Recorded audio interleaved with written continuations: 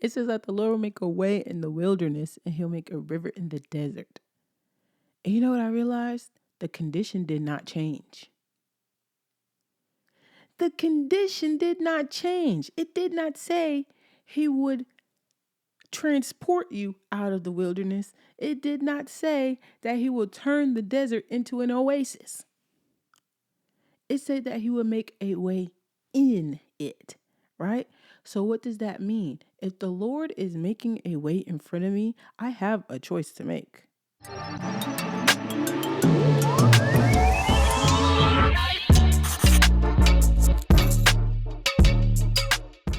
Hello, everyone. If you can hear the sound of my voice, that means that you are tuned into Almost Understood. Here, the goal is for you to know that while you may be one of a kind, what you're experiencing may not be.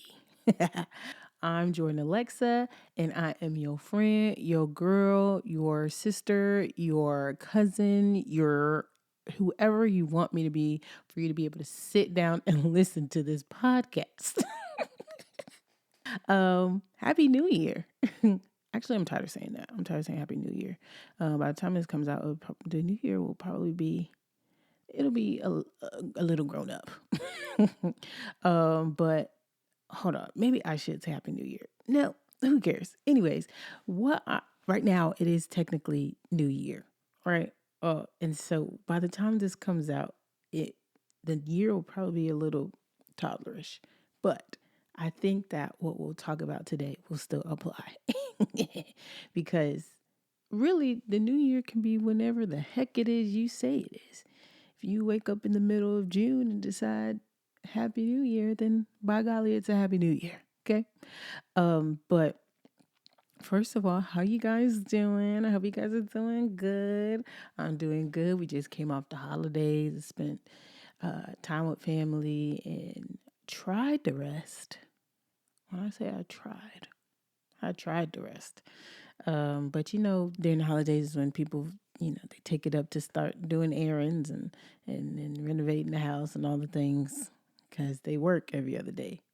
Not Jordan Alexa, she has her own flexible schedule. So I'm looking at everybody like, can we just sit down? And they're like, no, we got stuff to do, girl. Come on.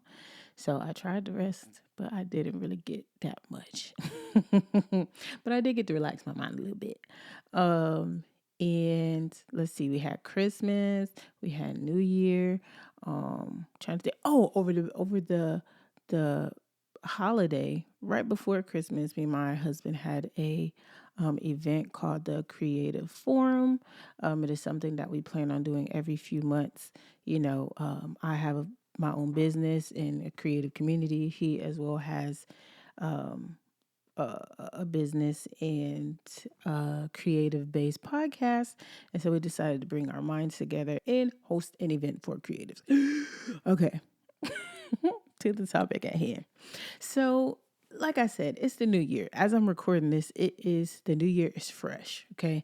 And so, of course, everybody's talking about like, what are you doing? What's your word for the new year? What's your this? What's your, I was about to say, what is it called? Resolutions. That's how I don't make them. I do not make New Year's resolutions. I haven't since I was like 15. I was like, this is dumb. Like if I do it, I do it. If I don't, I don't.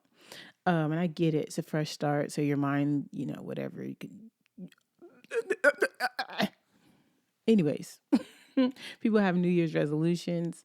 And there's this whole thing right now about the rebrand. And, I used to be real on board with that. I used to be real on board with rebranding. So much to the point where, like, I used to tell my husband, like, I'm rebranding. And he was like, again? Like, I used to rebrand like 2-3 times a year. Because why not? I'm a sucker for, an aesthetic. I'm a sucker for, making life lively, making life a little bit, just a wee bit, dramaful, not dramatic, not full of drama, dramaful. You know what I'm saying? Like just a little like romanticizing, just a little bit. And this year, it wasn't the first year. No, it was. This was the first year where it's like, I ain't got no word. I ain't got no, like I said, I never had resolutions, but I don't have nothing. Like I don't have anything that like I'm looking I don't want to say I'm not looking forward to, because even when I was praying about the new year, I was like, Lord, what am I supposed to do? What am I supposed to do? And he was like, be a good steward of whatever it is I've already given you. And I was like, you know what? That's my problem. That's people's problem. We always looking for what's new, what's new, what's new, what's new with this, what's new with that, what's new with let it go. Something don't always gotta be new. That's why people be pushing you. Oh, when you in school, when you gonna graduate, when you get married, when you gonna have a baby. Everything does not have to be new. Do you know how hard I prayed for this miracle? Do you know how I prayed for this breakthrough? Can it be broken through a little bit before we start talking about what's new? Like, I was like, I'm just going to be a good steward of whatever it is that the Lord has already put in my hands. And by golly, it needs tending to, you know? So I'm not looking for the next thing. But something that I did realize is that I have maybe some habits that aren't the best, right? Because that's another thing that the new year is for. It's for being able to look back and review and see how you did the year before, see what worked, see what didn't. And that's just, basic, basic. Oh my gosh. Hold on. My feet are falling asleep. Don't look at my toes. I didn't paint them. I hope you can't see my toes. I'm trying to look in the camera and trying to see if you can see my toes, but I'm blind and I can't see. I really hope you can't see my toes. And if you saw my toes while I was putting my feet down, no, you did not. Anyways, what was I saying? Being a good steward. So I'm going to be a good steward of whatever it is that God has given me, whatever it is that God has, you know, made me to be accountable for it. And so, of course, as the year has ended and a new one has begun, you look back, see what you did right, see what you did wrong, see, you know, see what habits you had, see what skills you sharpened, whatever. And as I look back on my year, um, as I look back on my year and started to see, you know, maybe how things could grow or maybe how things could evolve, in the new year, I kept, seeing things that I should do that kind of scared me a little bit. And I was like, well, why do I feel scared? Like, why have I been able to do all this up to this point, but I feel scared? Like, what's the point? I was realizing that I would be like the next steps or like would be great to do were contrary to what I believed was my personality, right? They were contrary to what I believed was just who I was. And as I sat and God, my foot is asleep. Oh my gosh. Wake up, foot, wake up. Oh my gosh. As I, now it's going up my leg.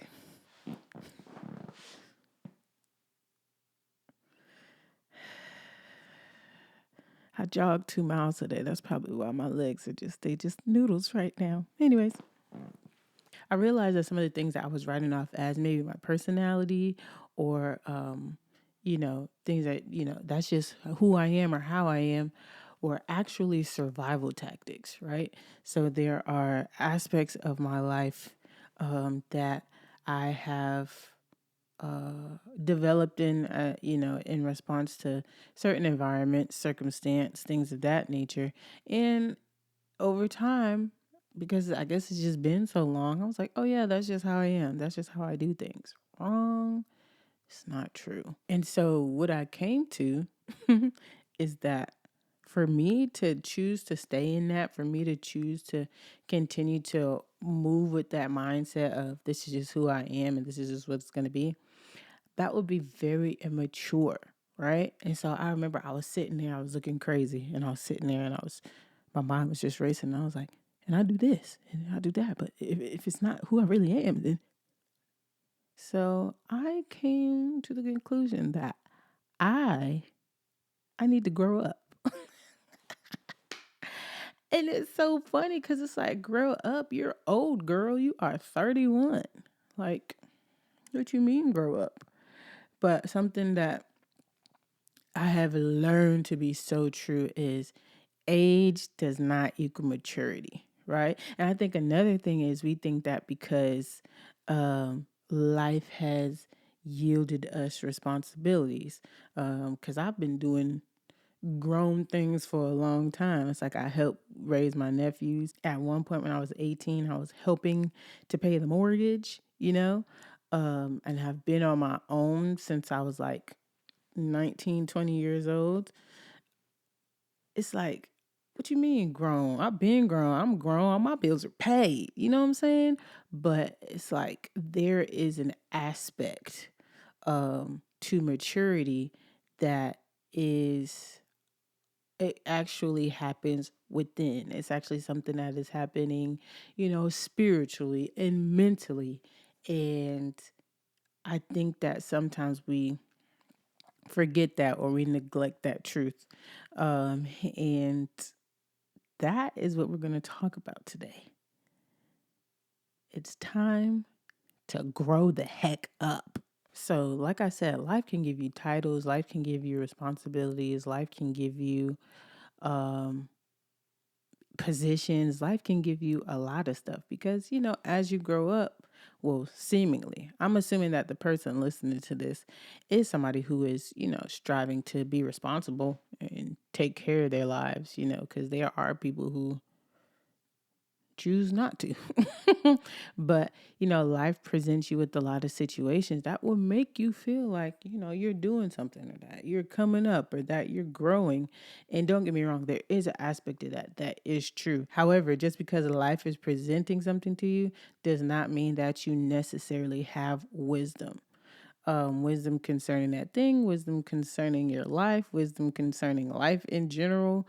Wisdom is something that is acquired, and sometimes wisdom is something that is acquired by examining hard truths. And so, like I said, one of the hard truths that I had to um, face is that I was operating in immaturity in several places in my life. And it's so crazy because my whole life people have been saying, you're so mature, you're so mature, you're so mature, you're so mature. But it's like, was I mature or am I just able to notice things because of hypervigilance? You know what I'm saying? Because that's really what it was. Like, people were always like, wow, you're so mature. But I'm really just able to look here and put A and B together. And that's why you can't get over on me. People, you may think you're getting over on me, and I may never, ever, ever, ever say anything to you about it. Ever. I might look you in your eye and smile. I might give you a hug. I might even tell you that you look nice. But if you thought you got over on me, I promise you did not. I promise. You have not gotten over on me. I just want you to know. You can't get over on me because I just look at everything. I watch everything. That's just who I am. This is what I do. Right. And so I don't think that it was necessarily that I was mature. It was just that life presented certain circumstances. I had to learn to be a certain way. So I just watch everything, right? I'm a good recaller. I can tell you exactly what happens. I know why this person did this. I know why this person did that. Why? Because I also read body language books. Why? Because I'm a little socially awkward. And if I know what you're thinking before I say what I'm thinking, that helps a whole bunch. But that's besides the point. Sometimes you have to accept hard truths. And like I said, one of those hard truths is that I was immature in several areas of my life. And so I can only talk about myself. Y'all know that. I'm only going to talk about myself. If you resonate, praise God. But I'm talking about me, okay? And so when I say that there may be some things that you need to mature in, let's put me on the chopping block, okay? So one of the problems, one of the things that I do is I keep to myself. I keep to myself. And the thing is, I've always kept to myself. I truly am introverted. So I was talking to some people the other day, and I was telling them, like, yeah, I've always been an introvert. Like, I've always recharged on my own. My mom used to get frustrated because she would send me to my room. Well, she would be like, I can't even send her to her room because she's gonna read books. Like, I can't punish her by saying her like she can't have no toys. Like, she can't, even if I make her sit by herself, she's about to make up a whole world in her mind. She's gonna have a good time. I can't punish the child. I literally have always been introverted. Like, I just recharge on my own. However, I have lived a life where I have been severely misunderstood, right? When I say severely, I mean severely misunderstood. And so it got to a point where I was like, I'm gonna just be quiet. Like, at one point I was like, I'm just hush. No, before I even hushed, it got to a point where I was just like, I'm going to try to shape shift and maneuver myself to become what it is that people feel like I need to be so they can feel more comfortable, right? In the sense of like me talking a lot, in the sense of me asking a lot of questions, because one thing about me, I want to know. Call me Joe. I want to know what you're thinking about. I want to know about your life. I want to know. And some people did not like that. Um, Also, it was a thing of like, growing up, people had a problem like with, once you did get to know me, my personality came out a little bit. And purple, who's that? People kind of had a problem with, I don't know, maybe how boisterous I was or how loud I was. Or that I did a lot. When I was little, I was all about performance. I was all about entertainment, right? And I really just wanted to entertain people. And for some people, it was fine, but for some people, that was not okay, as well as, other things. And I felt like I started to understand that who I was a threat to people. It was a threat to their comfort. It was a threat to, them being okay with being around me. So I was like, okay, so I have to maneuver and shapeshift and change myself to be something that is going to make them feel like it's okay to talk to me. Like, it's okay to um um be around me. I'm not somebody who something that I dealt with because, I was in leadership positions a lot. So I was always told, oh, you think you're better than us. And it's like, I literally don't even know what I'm doing. What do you mean? I think I'm better than you. The freak? I literally just was like, okay, so if I play this role, then they won't misunderstand me. But the crazy thing about it is, if somebody is understanding the person that you're pretending to be, then you're still misunderstood because they don't understand you as a person. They don't even know you as a person. The crazy part about that is, even as I began to shapeshift and change myself to be like what other people wanted me to be, they were still mad. They still were upset. They still didn't like the version of me that they said that I should be. How insane is that? So am I crazy or are you crazy? I'm gunning for the both of us. Because how are you going to tell me to change, but I actually do it? Anyways, it got to a point where I was just like, you know what? I'm not saying nothing. I'm not doing anything. And after a while, that place became very comfortable. That place became my safe space because I literally I have a friend, she says, something that I respect about you is when you go into a room, you be quiet. You don't say nothing. So people they respect you. And I'm just like that's actually a problem that I have. I probably should be a little more open. I probably should be a little more welcoming. I probably should be a little more, I guess can say approachable because I've been told that I'm not approachable. But for the people, all right, for the people who saying that I'm not approachable, it's probably because I think you're weird. Because usually I ain't gonna go too much. But sometimes when people first meet me, they're like, yeah, when I first met you, I didn't know you were quiet, whatever, blah. But after getting to know you, you're really nice. But if we don't ever get to, you're really nice, I probably think something's off about you. I'm picking up on something. The milk do not smell clean. Just a little insight. But I probably could, be a little more of a spring flower. I don't know, instead of a pit bull. My face is what it is. I look like a pit bull because both my parents have resting faces that are a little intimidating looking. And so when you put two of those together, you get me. But outside of that, I could try harder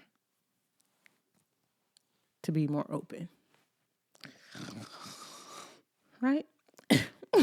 So maybe, that's you. Maybe you're introverted and there's an aspect of your introversion that while it may actually be true, you may actually just be somebody who recharges on your own. You may actually be somebody that prefers to, not be around people like that. Communication is a skill. And as somebody who majored in communications, communication is a skill, which means that there is a level of it that can be learned. There's a level of it that can be mastered.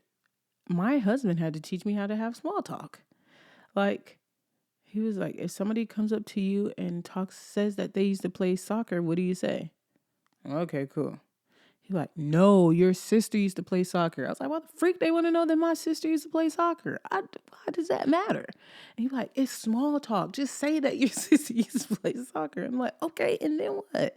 Maybe they'll say, how many sisters do you have? Maybe they'll say something about their sister. I'm like, why are we doing that? Who wants to do that dance? I learned recently that I also go too deep too fast.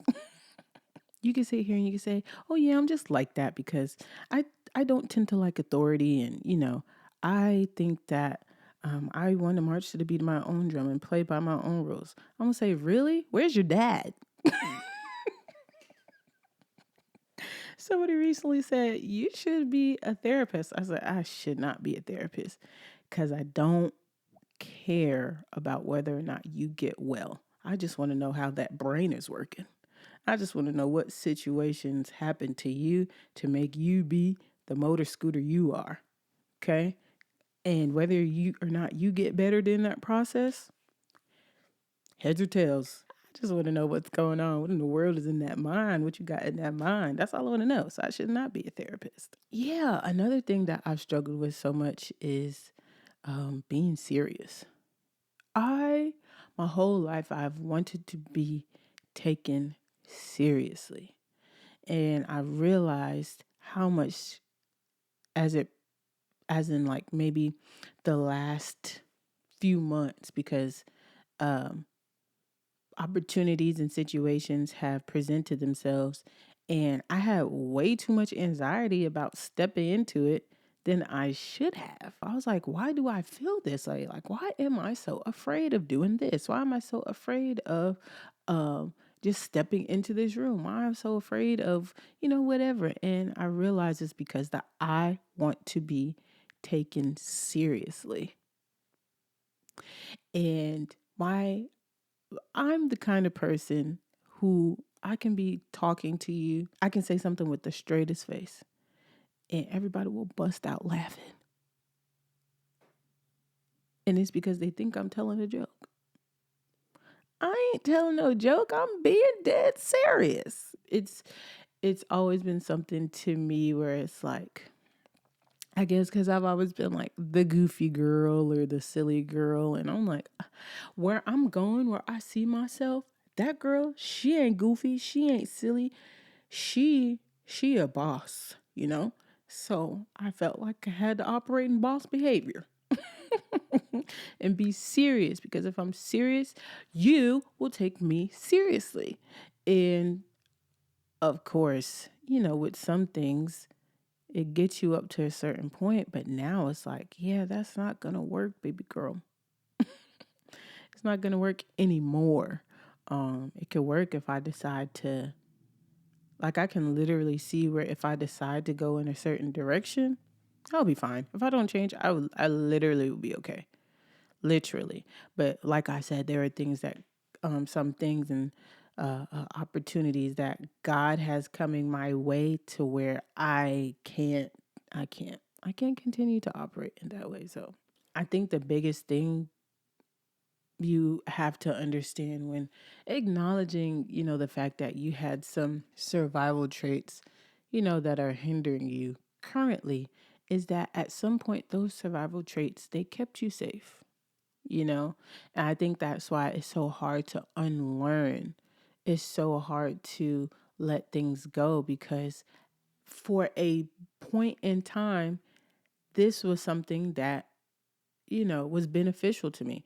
I have been in some very hostile environments. I have been in some environments that haven't been the healthiest. I have been in some environments that haven't been where people have not been the nicest or people have not been the most accepting. Me at my core, I just think about like me, like little Jordan and how, open I was and how friendly I was. And I just be thinking like if I was in that environment and I was the way that I'm trying to get back to now, I don't think that I would have come out as I definitely left those areas and those situations hurt, but I don't think that I would have come out like y'all would have had to carry me out in a gurney. Like it probably would have been terrible. It probably would have made it a terrible experience, very detrimental to who um I am now. And honestly, I did see some people that came out of the same environments and they're not the same now. They are not the same. They're just not the same people that they used to be. Those survival tactics really did. They protected me. They shielded me. They I was about to say cover me, but that was Jesus. And I believe that maybe up until a certain point you are able to operate in certain things before the Lord reveals it to you because you just might need to be that in that season. But sometimes it does come to a point where you just can't have it anymore. You just can't carry anymore. Whatever that looks like for you. Because I'm assuming if you're still watching this, then it may be resonating in some way, shape, or form. There may be something that you are operating in that is hindering you or that you may feel like is a shortcoming to you. Or you may not even realize that it's something that is hindering you. But if you are examining, who you are, where you want to go, and you keep hitting this brick wall, and the brick wall is an aspect of your personality. The brick wall is now I'm not talking about what's the word? Conforming or like changing your values for the sake of something. I'm talking about something that really is like a direction to where that will actually be beneficial for you. And the brick wall that you keep hitting is like, I can't do that because I'm like this, or oh, I can't do that because I'm not this person enough, or I mean, yeah, they can do that because they're that kind of person, or oh man, it's so easy. You looking at somebody who's doing something that you feel like you can do or want to do or whatever, and you're saying, well, it's easier for them to do it because, you know, they're that kind of person, or they whatever. That means that there is something in you that you may have possibly acquired as a survival tactic that is now hindering you. That's it, right? And so we have to get to a place where we're able to examine ourselves, see where those areas are, and deal with it and grow the freak up. And I think the biggest thing that I had to learn, especially when I started to realize that I believe that a lot of who I was a threat. Me staying in this predicament, me staying only operating in this capacity has now become a threat to myself. And if something that I'm doing has become a threat to myself or a threat to my development or a threat to, whatever it is that God wants to do in my life, then it's harmful. Who cares what anybody else has to say? And I feel like I am a broken record because I say that on here all the time. But who cares what anybody else has to say when it comes to you being better, when it comes to you getting the best for you? Who gives a lottie dottie? It does not matter. It literally doesn't matter what people have to say about you. It does not matter about what people have to say about what you're doing. It does not matter about what people have to say about the way that you're going about it. As long as it's pure, as long as you're doing the right thing, who cares? But your life is your life. Your journey is your journey. Your message is your message. Whoever you're supposed to, encounter is who you're supposed to encounter. And if they aren't those people, then it's okay. That's all right. We have to learn to be okay with other people not being okay with us.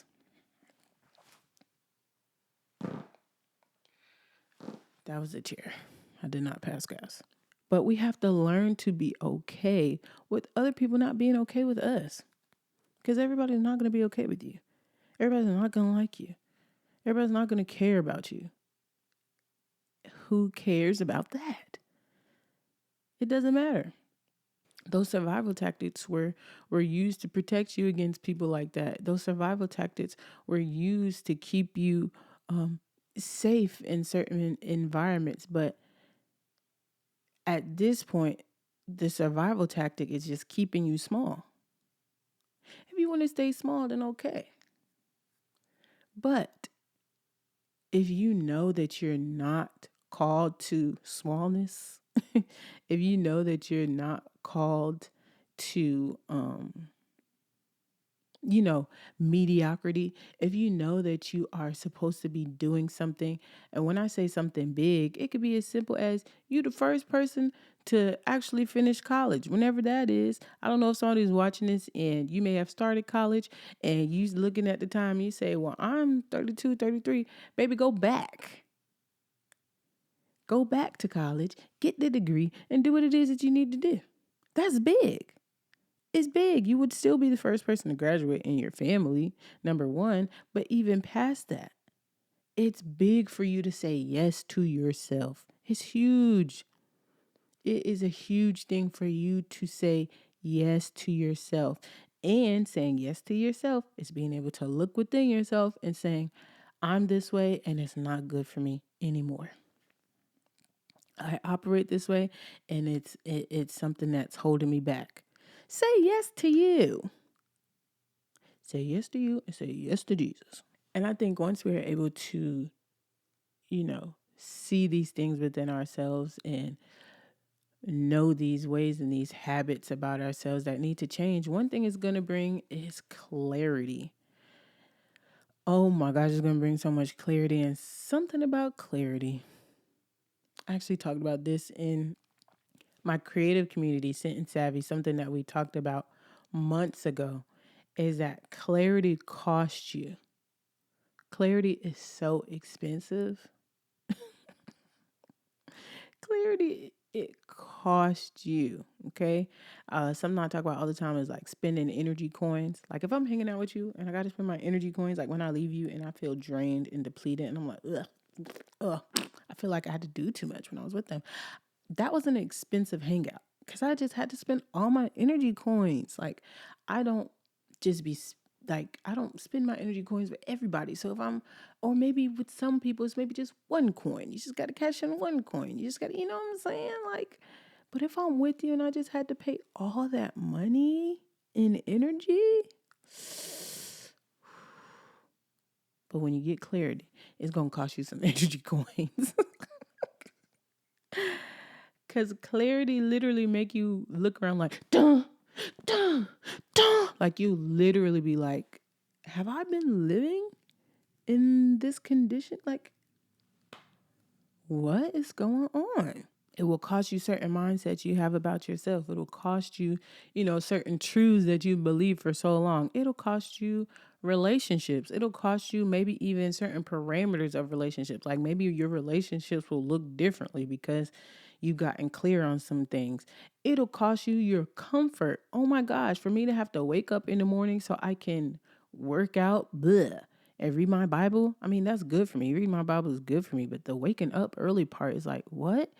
Because, yeah, girl, you got to get up. And when you get up, you're either going to work or you're working at the house and you're knocking things out for clients. So when I'm getting up in the morning, if it's a certain time, I know that I got a certain deadline by a certain time. I'm just gonna start moving, shaking, and rolling. I'm like, man, there's not enough time in the day. There's some time on the front end. If you would wake up, if you could wake up and jog, you can wake up and read that Bible. You can wake up and journal. And it's like, oh my gosh, like wake up early? Who wants to do that? And it's not about what you want. It's about the fact that I got clarity on my health, right? So I need to be moving a certain way. Not only do I have clarity on my health, I have clarity on things that exist within my family. All right, you're gonna be able to eat so many oatmeal pies and ice cream sandwiches and cookies, and I'm fasting. By the time it's come out, the fast gonna be way over, so it don't matter. I'm fasting, so I've been thinking about Twizzlers, French fries. I've been thinking, okay, let me not talk about food because I'm not supposed to like fantasize, right? Praise God, the plate is turned over. I'm surrendered to you, Lord. But it's only going to be so many things that you could partake in, right? And not only that, you're going to have to do some things that are preventative. Take your vitamins. Jordan Alexa, take your vitamins. They're right there on the bedside, in the drawer. Take the vitamins, and get up early and work out. Sorry. Sometimes you just have to lose comfort. You have to be okay with being uncomfortable. We've talked about that before. Sometimes your comfort isn't safe. It's not safe for you to stay in the same place. It's not safe for you to continue doing the same things. It's not, and sometimes it'll cost you mindsets. I believe with my whole heart that I was a go-getter. And I was. Until recently when I started being presented with certain opportunities. And I'm like, now wait a second. And so it's like, okay, so you're not a go-getter. You either are or you aren't. Right? And so I got to a point where it's like, oh, maybe I'm not as go-getterish as I thought I was. Maybe I'm just a sort of getter. I'm a sort of getter as long as it's within my comfort zone. I'm a sort of getter as long as it, works for what it is that I am, trying to do. But there's a certain point where you have to go beyond, above and beyond. My brain pooted a little bit. You got to go above and beyond. And clarity will bring that to you. And like I said, sometimes clarity will cost you relationships. That's pretty straightforward. There are some people who believe certain things about me in the pursuit of whatever it is I'm doing. By golly, see you. Wish you nothing but the best. I'm praying for you. And I hope you be blessed. Don't live life in distress. Just let go, let God. He'll work it out for you. Okay? But I can't have that around me. Not when I'm trying to do what I believe that God is placing in front of me, right? So I'm working on things within myself. I'm getting rid of, and that's really it's about. That's really what this is about. I'm getting rid of everything that's trying to hold me back, including in me. I think every time we think about, oh, this is trying to hold me back, it's trying to hold me back, we think about people, we think about circumstance, we think about, and even when it comes to circumstance, y'all know what I realized the other day? I was like, the Lord, in the Bible, it talks about how the Lord will make a way in the riverness. That's not what the Bible says. You heathen. It says that the Lord will make a way in the wilderness and he'll make a river in the desert. And you know what I realized? The condition did not change. The condition did not change. It did not say he would transport you out of the wilderness. It did not say that he will turn the desert into an oasis. It said that he would make a way in it, right? So what does that mean? If the Lord is making a way in front of me, I have a choice to make. There is a decision that's on my part to walk that way or not. And sometimes we get so frustrated with the way that the Lord is making that we hinder ourselves by not walking in that way. Like it's clear that he's saying this. It's like, take me for instance. Y'all know for years I was working at the doggy daycare. Y'all know I was. Okay. And I still pop in every now and again because I'll be visiting my puppies, but I'm not there, right? Because life has gotten a little more hectic. Been working on more projects.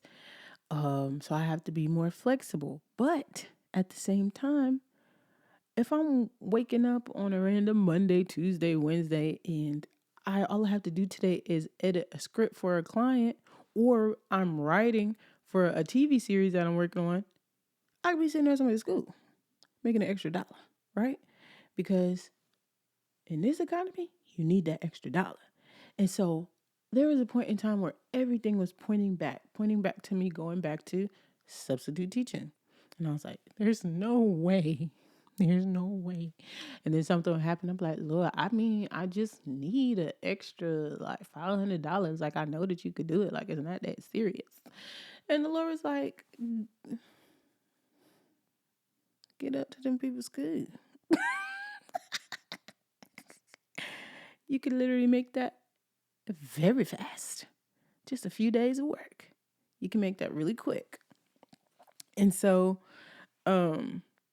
he was providing a way, and I did not want to go. And so for a while, I was resistant. I was. But you need $500 enough times. Or you let your account get lower than you want to see the numbers a few times. Go. The situation did not change. The circumstance did not change, but the Lord did in fact make a way and is making a way. And so sometimes when clarity is required, it's just you're just gonna be uncomfortable. It's gonna cost you your comfort. It's gonna cost you a little bit more ambition, a little bit more movement, a little bit more momentum, just a little bit more. A lot of people are saying they're tired. And I hear you. I'm tired too. I'm very tired. Okay? But I'm not tired enough to, well, let me not say that, because when you start saying stuff, you start getting tested. I do not want to be exhausted about nothing. Please. I do not feel like I need to be stretched anymore than what I'm already being stretched. Do you hear me, Jesus? Is the speaker on in heaven? Please do not test me any more than you're already testing me. Let me pass what it is in front of me first, please. Amen. But I can't be more tired than what I'm starting to get stressed now, because if you podcast, if you allow your voice to be on the airways in any way, shape, or form, you know that anything you say can and will be used against you in the court of prove yourself. God. But everybody is tired. Everybody's tired. And the thing is, we're more tired up here. One thing that I was telling somebody, they used to be a teacher, and they were saying, like, I used to be so tired, but I didn't do anything. I just would sit in the chair and teach the lesson, whatever. And I was saying, because people don't realize that mental strength, sometimes it weighs more than you doing anything physically. It'll wear you out. And so, yes, you're tired, but could you imagine if all the energy that you're putting into whatever it is that you're doing, but under the circumstance that, number one, you're going to rid yourself of any habits that are, old, that are hindering you, and you're going to do whatever it takes, I promise you'll be unstoppable. You will be unstoppable. The cost of clarity really is just paying the price of becoming the fully yourself, fully who it is that you're supposed to be. And sometimes that looks like getting back to who you used to be when you were younger. I've been seeing a lot of people say, in your 30s, you start doing a lot of things that you found fun when you were little. I never stopped, but I have noticed that it is true for a lot of people, right? And so I feel like that's also true to who you are as an individual. I know that who I am at my core, I'm a sweet little jelly bean. Now, life may have made me a little, rock, but that little rock, that little pebble, is actually a jelly bean. And I'm working on getting back to that little jelly bean. And I think that part of the hesitation in getting back to it is, you know, you remember what it felt like the first time you felt unsafe. You remember what it felt like the first time you felt rejected. You remember what it felt like the first time we were like, wow, I do not belong. Like, I don't belong at all. You remember what that feels like. And if it were up to you, like if I could go back in time, I would fight everybody. I would swing on y'all. And the thing is, like, people, sorry, I don't know I'm looking crazy, but people be saying, like, people become fighters because of their circumstance. No, I was born that way. And I really don't like injustice. So if I could go back in time to defend myself when she was little, I would fight all of y'all. And then I would hug her. And I would say, you see all these people I knocked out for you? I'm just kidding. I wouldn't do that.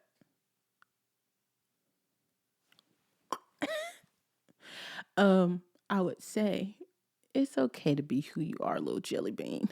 It really is. And I think that the hesitancy in getting back to who we are at our core is, what if we feel that again?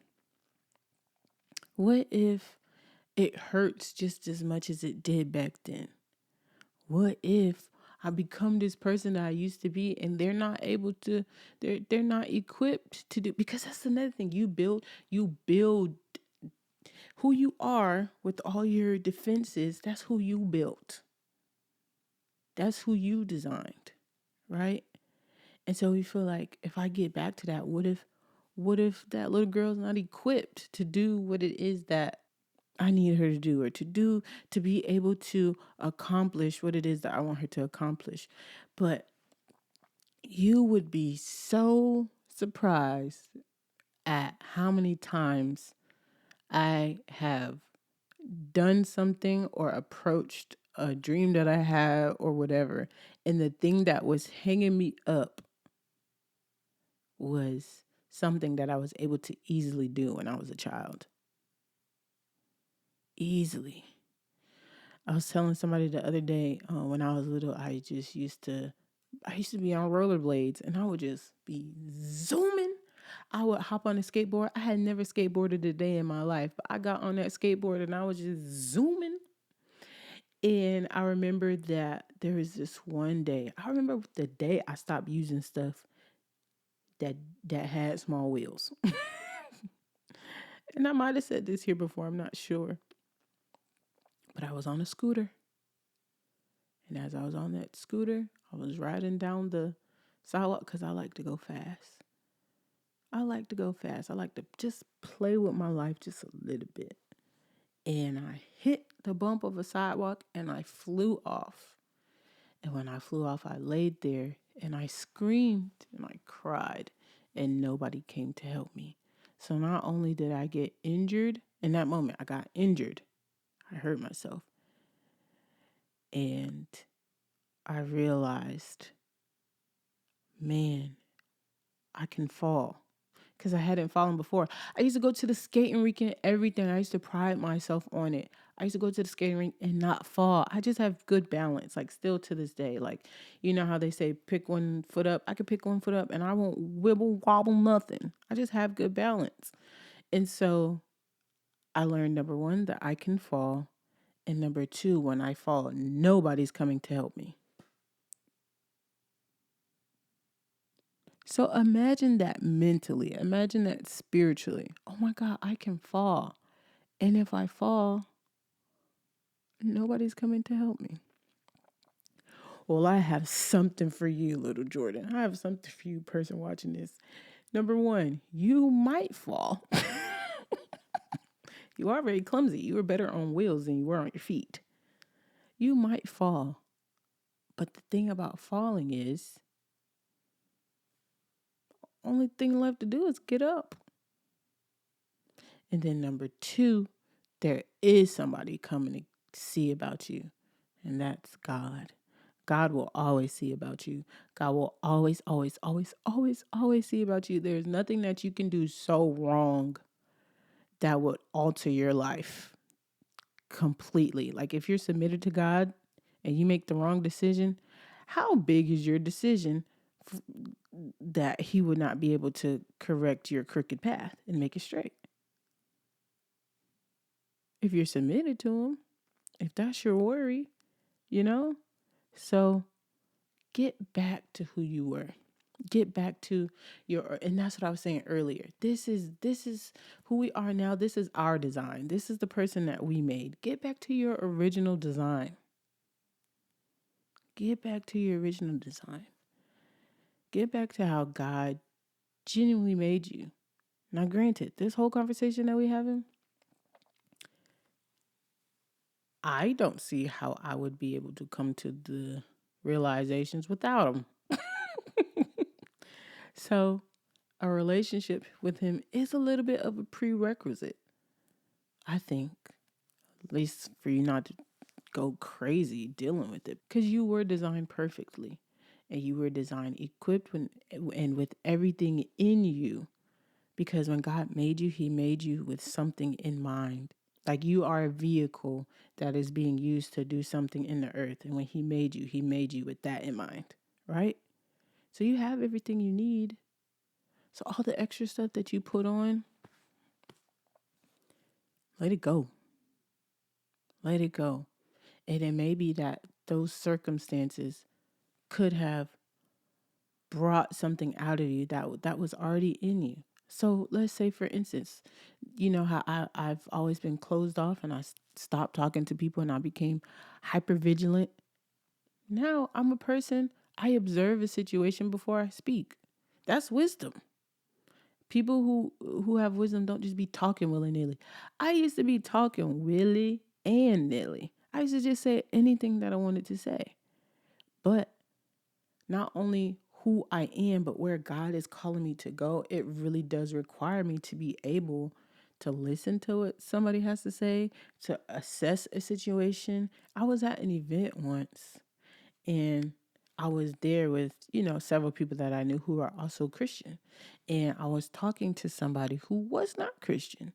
And anytime the person would say something, it would make the other people uncomfortable. And they were looking to me to see how I would handle it.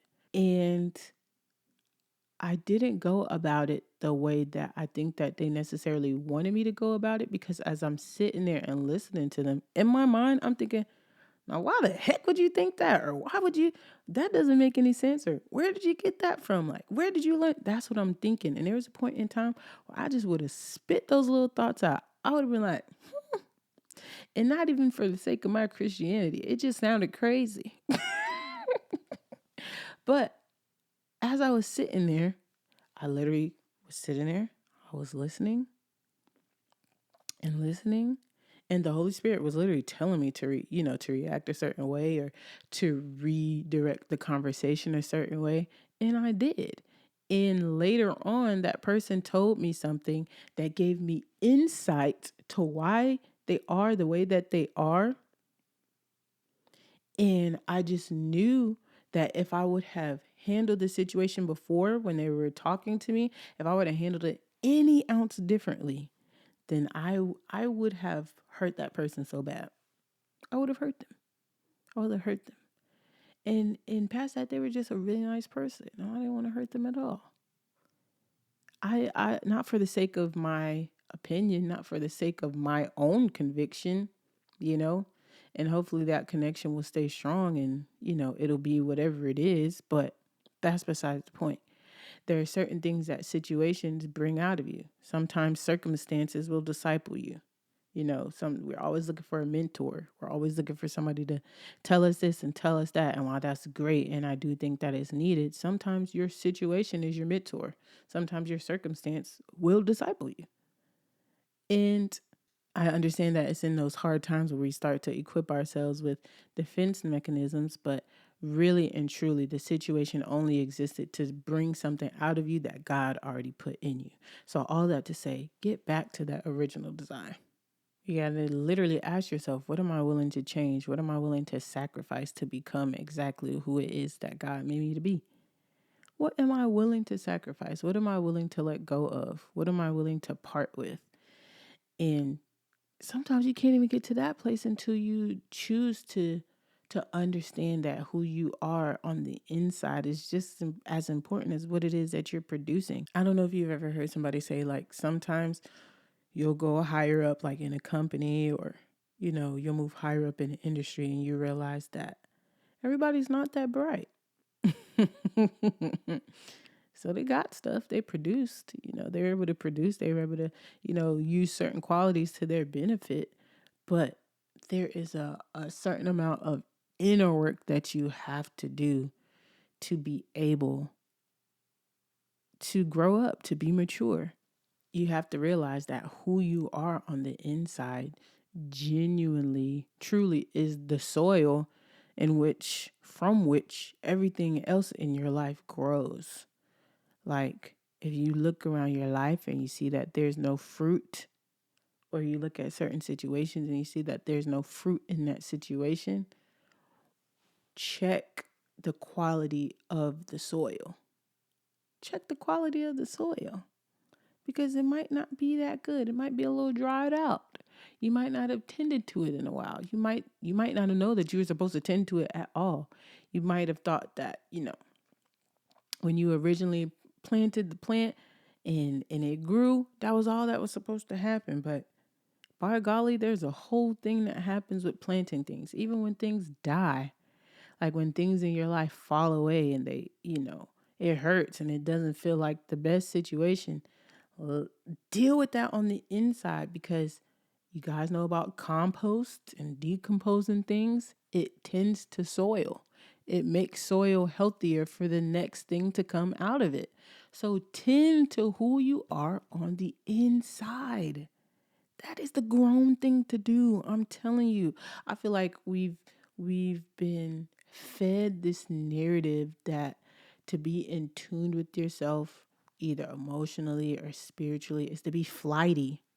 Like, people who are like in tune with themselves are always painted as people who are just like not aware. And I was watching an interview of somebody today, and they were asked a question, and when they were asked that question, they had to stop and collect themselves. And the question was about something that was, kind of old. Um, and not to say that you can't be affected by whatever that thing is, and the thing probably would affect you forever. But the way that they responded to the question, to me, says there's somewhere in there there's something in there that hasn't been addressed. Whether it is that they don't know how to address it, or that they're avoiding it because it's too painful. You know? And to tend to who you are on the inside is not some flighty, dismissive. Even when you hear about healing, like, people like, oh yeah, I'm on my healing journey. Do you know how tough you got to be to go through healing? Do you know how strong you got to be to go through? Do you know how, oh my gosh, to actually go through actual healing, you got to be locked in. Real healing, not the frou-frou stuff, not to take a bubble bath stuff, not to take myself on a shopping spree, get a nice cup of coffee stuff, not the basic self-care stuff, because that ain't doing nothing but appeasing something that is minimal. To get actual healing is gritty work. You want to feel like that. You want to feel like that dude. You want to feel like that girl. Get some healing. I'm telling you. You'll never do. You never do. You can't lift enough weights. You can't run enough marathons. Healing is one of the most grittiest things that you'll ever do. It's one of the most baller gangster. Seriously, it's one of the hardest things you can ever do. That's what growing up looks like. That's what being grown looks like. Honestly, being grown looks like being able to stop, examine your life, look at yourself, and adjust accordingly. Where are you stuck? Where could you make some changes? Where could you do some things better? And I'm not talking about the branches of stuff, because especially around the new year, I said I was going to bring it up again, but here I am. Especially with the new year, like, you hear a lot of New Year's resolutions, but the resolutions are only just branches. That's why you see people quit. That's why you see people not be able to do it for the whole year. That's why you see people do it for the whole year and still feel empty inside, or still feel like they didn't accomplish something, because it was the branch. It wasn't the root of the thing. It wasn't the root of the problem. Get to the root. Get to the root of what is going on with you. Get to the root of what's happening in your life. The branches are just expressions of that thing, you know? You deal with one branch, it'll just manifest in another way. I know several people who have, dealt with certain things, and they did one thing and they said, I'm going to have self-control over here and I'm not going to do this anymore. And I was saying, well, why do you do that? Like, I don't know why I do that, but I'm not doing it anymore. And then they start doing something else just as reckless or even more reckless. And at the heart of it was the same issue. That means it's time to grow up. It's time to deal with that stuff. So I'm gonna stop talking. I'm gonna stop talking before I get too redundant. But in 2026, know that it's not about you becoming somebody new. Know that it's about you returning to exactly who God created you to be. Through unlearning, your survival tactics, through gaining clarity, through doing the inner work, through, going through the process of healing. That is what we're doing in 2026. Well, we started doing it a few months ago. But still, that's what we're doing. We're growing the freak up. And that's it. That's all. That's all I have. I'm going to stop talking because I'll talk forever. So, I love you guys. Thank you so much for being here. If you want, you can follow us on Instagram. What is our Instagram? Changed the name, had to change the IG. Yes, you can follow us on Instagram at Almost Understood Pod. If you want to follow me, you can follow me at _Jordan Alexa. Yeah, that's it. That's all. Once again, I love you. Thank you so much for listening. This is Almost Understood. Peace.